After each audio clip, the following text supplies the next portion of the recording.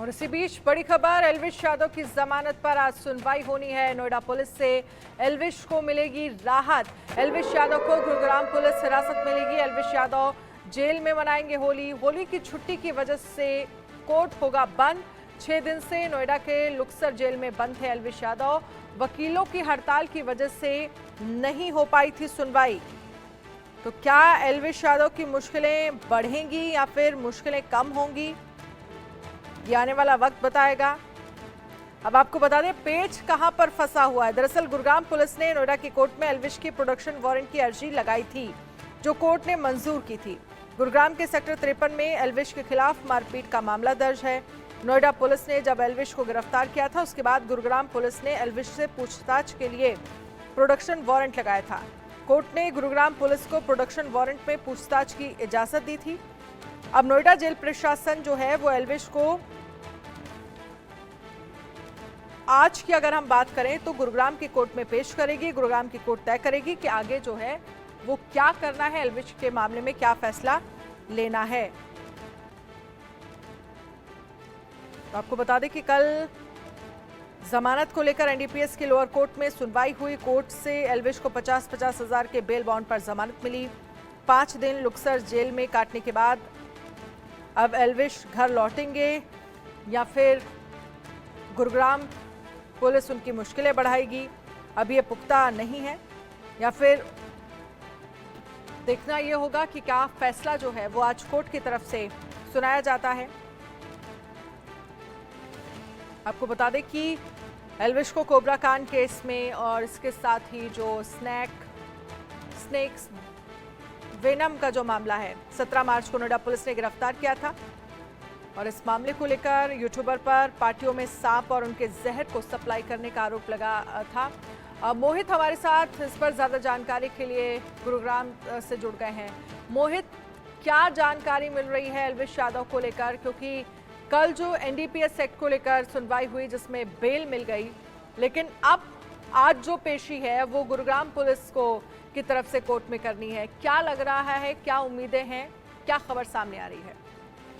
जी बिल्कुल, जैसे कि एल्विश यादव के ऊपर से कल एनडीपीएस एक्ट हटने के बाद उसको बेल मिली, उसके बाद उसकी मुश्किलें आज एक बार फिर बढ़ी हैं, क्योंकि गुरुग्राम के सेक्टर 53 में अब से कुछ समय पहले एक मुकदमा दर्ज हुआ था एल्विश यादव के खिलाफ, जिसमें एक मशहूर यूट्यूबर मैक्सटन के साथ उन्होंने मारपीट की थी, जिसके अंदर आईपीसी 323, 506 की धाराओं के तहत मुकदमा दर्ज किया गया था, जिसमें एल्विश यादव उसके साथी मिलकर के एक यूट्यूबर के साथ मारपीट कर रहे थे, जिसकी वीडियो वायरल हुई। वीडियो वायरल होने के बाद गुरुग्राम पुलिस ने संज्ञान लेते हुए इस पूरे मामले मुकदमा दर्ज किया था। हालांकि एल्विश यादव और जो पीड़ित था मैक्सटन, उन दोनों ने सोशल मीडिया पर आकर के अपनी आपसी सहमति से ये भी कहा था कि हम दोनों के आपस में सुलह हो गई है। मगर आपको बता दूं, जब कानून तक बात पहुंच जाती है और जब कानून की कलम चल जाती है तो उसके बाद कहीं ना कहीं ऐसे फैसले मान्य नहीं होते हैं, बल्कि कानून के हिसाब से फैसले होते हैं। तो उसी के चलते उसी केस में जो है एल्विश यादव को आज गुरुग्राम के कोर्ट नंबर 17, जो कि जज अक्षय कुमार जी का है, उनके कोर्ट में उनको पेश किया गया है, जहां पर इस पूरे मामले के अंदर सुनवाई होगी। जो मारपीट की गई थी उसके अंदर जो धाराएं लगाई गई हैं, क्योंकि एक दुकान के अंदर घुस करके मारपीट की गई तो ट्रेसपास का भी एक मामला बनता है। तो गुरुग्राम पुलिस ने क्या कार्रवाई की है, सभी कार्रवाइयों को लेकर के आज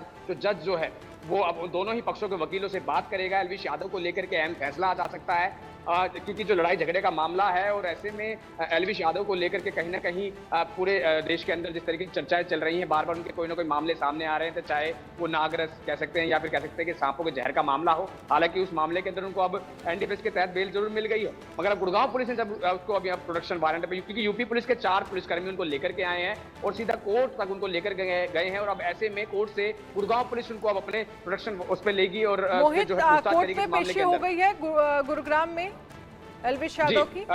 जी बिल्कुल, एल्विश यादव को कोर्ट के अंदर भेज दिया गया है, कोर्ट के अंदर पेश कर दिया गया है, और जो सुनवाई है वो एल्विश यादव के मामले के अंदर चल रही है। हालांकि आज शनिवार है, तमाम जो लघु सचिवालय कोर्ट है वो बंद रहता है, मगर एल्विश यादव के मामले के अंदर आज जो है स्पेशली जज बैठे हैं और बैठ करके इस पूरे मामले की जो अहम जो चीजें हैं उसको लेकर के चर्चा की जा रही है कि आखिर क्या कुछ कार्रवाई इसके अंदर हो सकती है। आज हो सकता है कि एल्विश यादव को इस मामले को लेकर के क्या दलील एल्विश यादव के वकील रखते हैं, जज ऐसे में क्या फैसला सुनाता है या फिर फैसले को सुरक्षित रखता है, इस बात को लेकर के लगातार निगाहें जो है इंडिया न्यूज की बनी हुई है। जी बिल्कुल, इसके साथ ही देखना ये होगा कि एल्विश के वकील की तरफ से क्या कुछ खास बातें रखी जाती हैं इस मामले में, क्योंकि एक वीडियो सामने आया था जिसमें एल्विश यादव, मैक्सटन दोनों थे, जिनकी तरफ से ये कहा गया था पूरा मामला जो है वो सॉल्व हो गया है, इस तरह की बातें जो है वो रखी गई।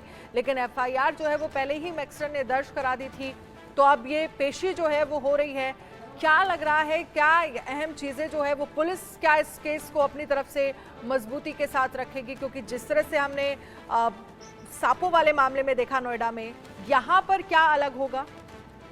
जी बिल्कुल, देखिए इसमें कयास इस बात को लेकर भी लगाया जा रहा है कि जो शिकायत करता है सागर ठाकुर, जिसके साथ ही पूरी मारपीट की गई थी, जिसको कि मैक्सन के नाम से जाना जाता है, हो सकता है कि गुरुग्राम कोर्ट के अंदर आज वो भी आ जाएं, क्योंकि जज के सामने आकर के हो सकता है कि दोनों ही पार्टियां ये बात को लेकर के सहमति जज के सामने दिखा दे कि हमें किसी प्रकार की कोई कार्रवाई नहीं चाहिए। मगर हालांकि अब तक सागर ठाकुर जो है कहीं नजर नहीं आए, तो ऐसे में ये माना जा सकता है कि जज जरूर उस शिकायत के आधार पर जो एफआईआर दर्ज सेक्टर 53 में हुई थी, उसके आधार पर जो है एल्विश यादव के खिलाफ जो है आज कार्रवाई कह सकते हैं कि फैसला आप सुना सकते हैं। और फैसला सुनाए जाने के बाद जो है गुरुग्राम पुलिस जो है कोर्ट के अनुसार उसकी पालना करते हुए जो है जो कार्रवाई को अमली जामा पहनाएगी। हालांकि अभी जो सुनवाई है वो एल्विश यादव को लेकर के चल रही है, और कुछ ही देर के अंदर तकरीबन 15 से 20 मिनट के बाद सुनवाई खत्म हो जाएगी। उसके बाद जो अहम फैसले क्या हैं, मोहित कोर्ट ने आपके क्या पास लिए हैं, क्या जानकारी कुछ है, क्योंकि सुनवाई अंदर चल रही है, क्या अहम चीजें जो है वो एल्विश यादव के वकील की तरफ से रखी जा रही हैं, क्या दलीलें दी जा रही हैं, इसको लेकर कोई जानकारी है आपके पास? एल्विश यादव के वकील की तरफ से सीधे तौर पर अगर देखा जाए तो अमूमन तौर पर यही दलीलें जो है सामने रखी जाएंगी, क्योंकि जिस तरीके से एल्विश यादव और मैक्सटन का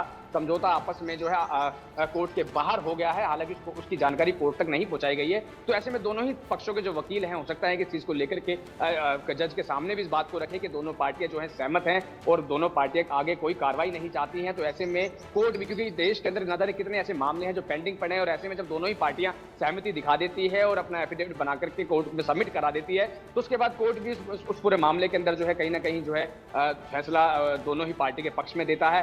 तो अब ऐसे में हालांकि बाहर आने के बाद ही क्लियर हो पाएगा कि क्या वाकई जो पीड़ित पक्ष था उसका वकील जो है इस पूरे मामले के अंदर समझौते की तरफ ज्यादा जोर दिया जा रहा है, या फिर जो आरोपी एल्विश यादव है उसके खिलाफ सख्त कार्रवाई की मांग जो है की जा रही है। क्योंकि एल्विश यादव यूथ आइकन माना जाता है, यूथ आइकन किसी की दुकान में घुस करके अगर मारपीट करता है तो एक गलत मैसेज जो है युवा को दिया जाता है। तो ऐसे में जज का भी जो विवेक है वो उसमें पूरा कहीं ना कहीं एक अहम रोल निभाने का काम करेगा। अगर जज चाहेंगे तो इस मामले के अंदर कार्रवाई कर सकते हैं और सजा सुना सकते हैं, या फिर कोई अहम फैसला दे सकते हैं।